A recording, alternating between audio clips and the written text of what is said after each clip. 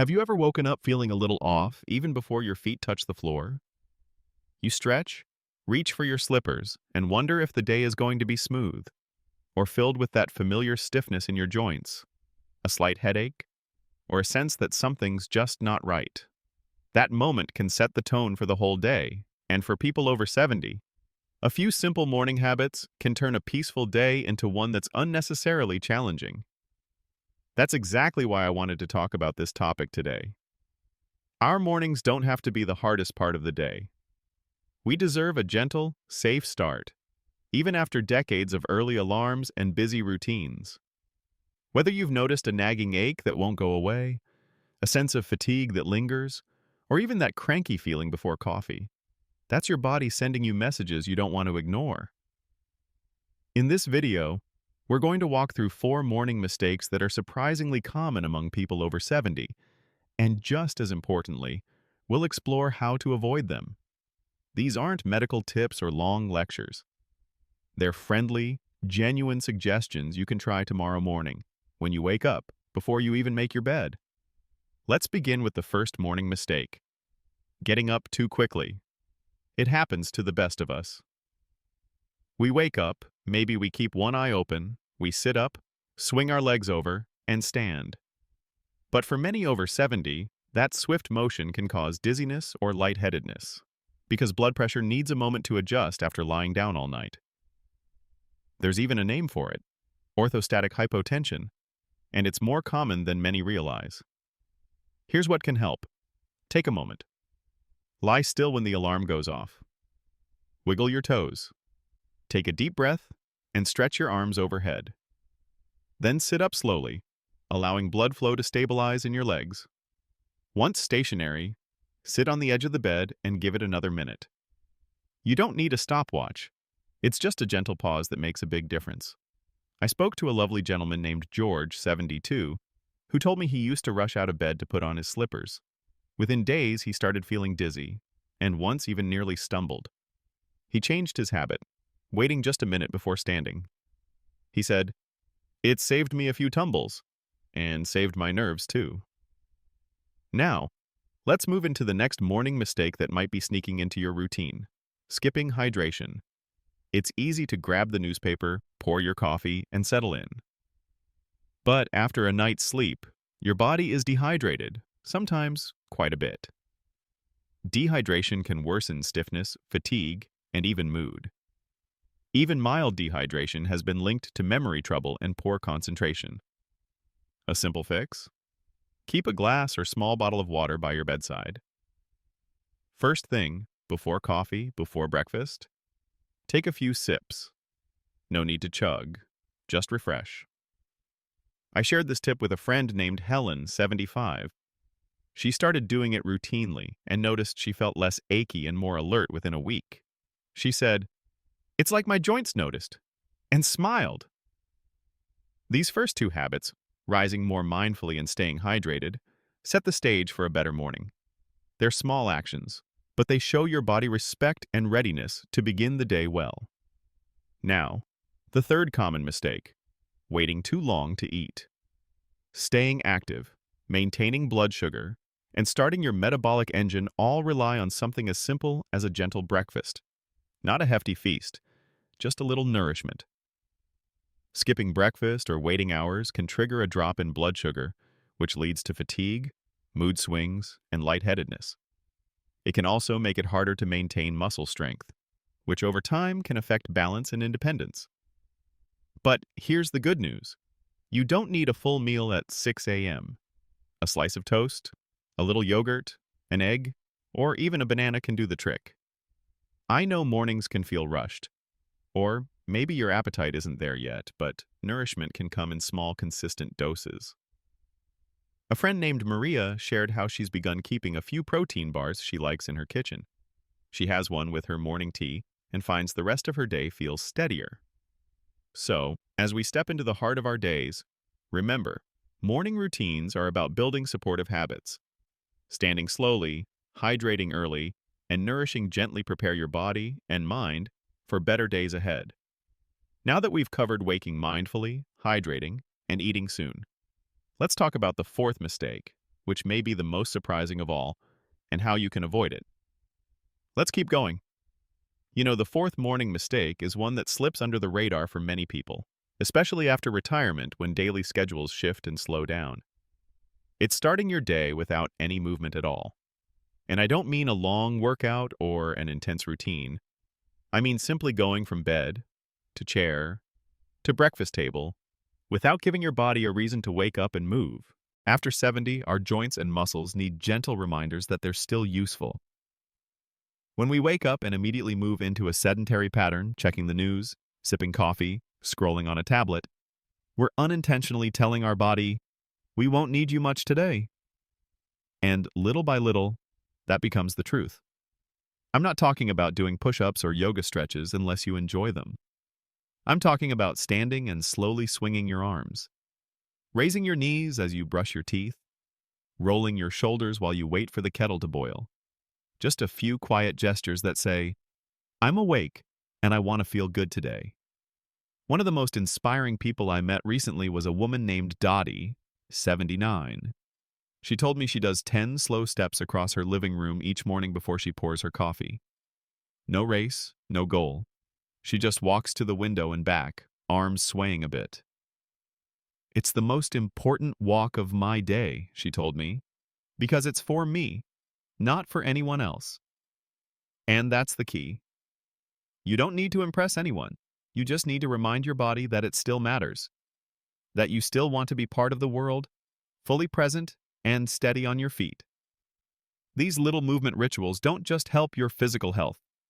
They send signals to your mind, signals of engagement, readiness, and joy. They say, today still counts. So often, we're told that aging means slowing down.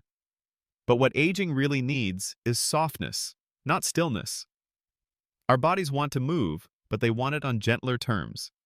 And those first few minutes of movement in the morning, done right, can mean fewer falls, more energy, and even a brighter mood throughout the day.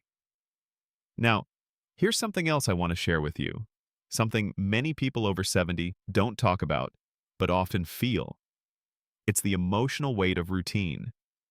When every morning starts to feel the same, the days can blend together. Even a peaceful routine can begin to feel like a rut. That's why I encourage adding one tiny surprise to your morning, just something different. It could be playing a new song while you stretch, watering a plant while humming your favorite tune, or even stepping outside for a breath of fresh air before you check the clock. These small breaks in rhythm help your brain wake up in a more playful way. They remind you that even though you may be in your 70s or 80s, curiosity is still very much alive in you. I remember a man named Raymond who began keeping a quote of the day calendar by his coffee machine. He said it felt silly at first, but after a while it gave him something fresh to think about. I don't need to change my whole life, he told me. I just need to shift the way I look at the day ahead. That's the spirit we're aiming for here. Not a transformation, not a big dramatic overhaul, just a return to presence. A return to small choices that make us feel more like ourselves again. Because that's really what mornings are about. They're our daily fresh start. A quiet invitation to decide what kind of day we want to have, regardless of what's happening outside us. And even more than that, mornings are an act of hope. When you stand, when you sip water, when you stretch and take that first step, you're declaring that this day, too, is worth showing up for. And that's something no age can take from you. As we continue together, I want you to keep one image in mind. A morning that feels like an open window, not a closed door. The sunlight doesn't have to be perfect. The view doesn't have to be dramatic. But the window's open, and you are breathing it in with purpose. Let's hold on to that feeling as we move ahead. Here we are, with that open window still in mind, the sunlight soft, your breath steady, and the new day gently asking what you want to make of it. Now, let's talk about the final morning mistake people over 70 often make without even realizing it. It's waking up and letting your first thoughts, be negative ones. Those heavy, quiet thoughts that creep in before you've even gotten out of bed. Regret, worry, loneliness.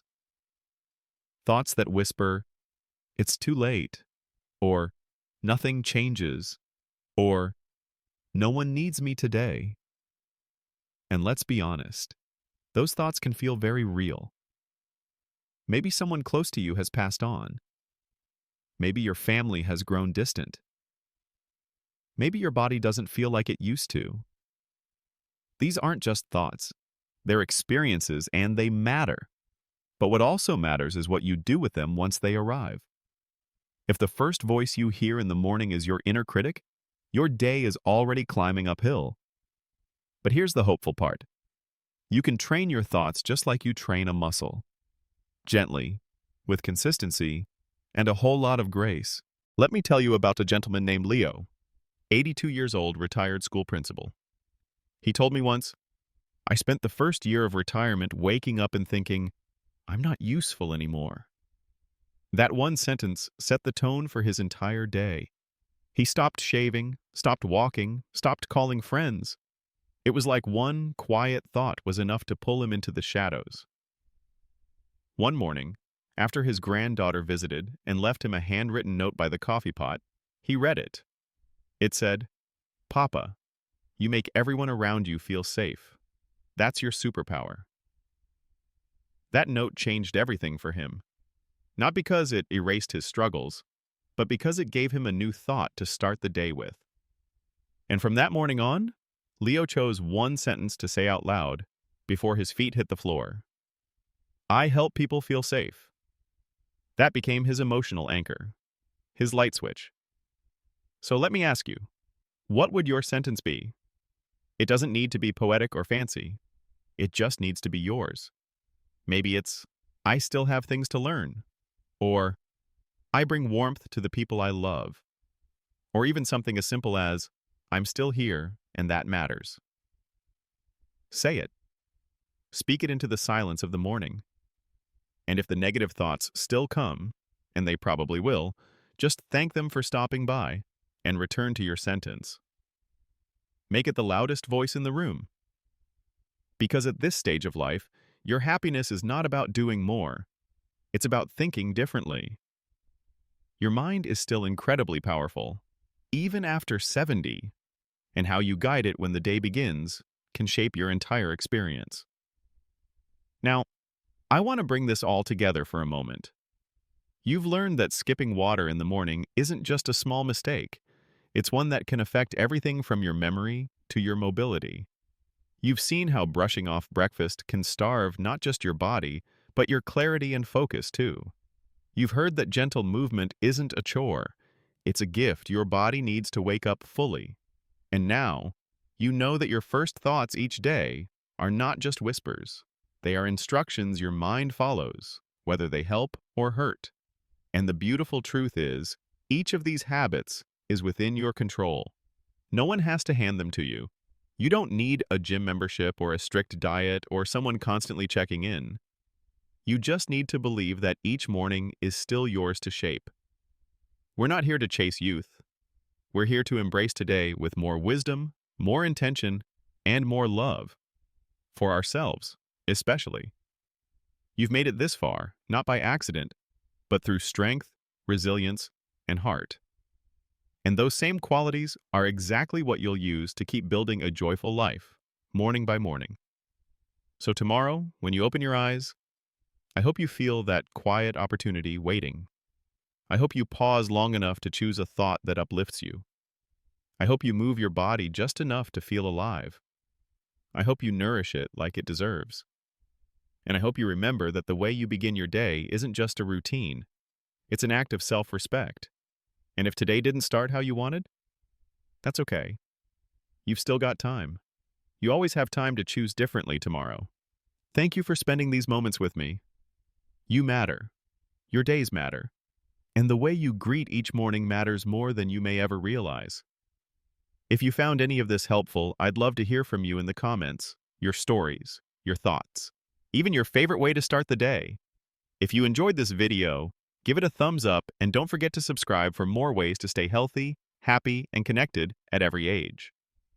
Here's to mornings that feel like fresh starts, and to you for making each one count. Here's to living your best life at any age.